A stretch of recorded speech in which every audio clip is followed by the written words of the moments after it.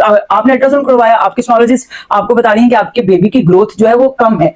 कैसे कि जो आपकी डेट LMP के हिसाब से बनती है, तो बेबी की जो डेट है वो अकॉर्डिंग टू LMP 2 वीक्स कम होगी।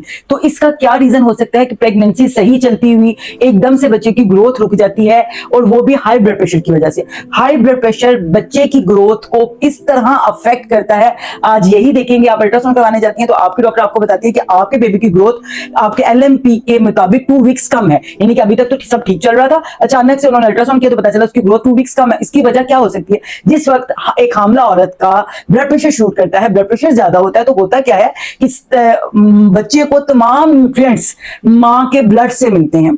बच्चे को तमाम न्यूट्रिएंट्स, ऑक्सीजन, तमाम जो चीजें, जो ग्रोथ बच्चे की हो रही होती है वो प्लीसेंटा के जरिए मां के ब्लड से आ रही होती है। जिस वक्त मां का ब्लड प्रेशर शूट कर जाता है तो ब्लड का फ्लो बच्चे की तरफ कम हो जाता है, तो बच्चे को न्यूट्रिएंट्स डेफिशिएंसी हो जाती है, ऑक्सीजन की डेफिशिएंसी हो जाती है, तो डेफिनेटली उसकी ग्रोथ जो है वो बहुत मुतासिर होने लगती है। इस वजह से आपका अगर ब्लड प्रेशर ज्यादा है या कम है, आप प्रेग्नेंट है, आप अपने डॉक्टर के पास रेगुलर चेकअप के लिए जाए, ताकि अगर आपका ब्लड प्रेशर हाई हुआ है तो डॉक्टर उसको फौरी से पहले कंट्रोल करे, ताकि आपके बच्चे की ग्रोथ मुतासिर हो के आपके बच्चे को कोई लाइफ थ्रेटनिंग कंडीशन में मुब्तला ना कर दे।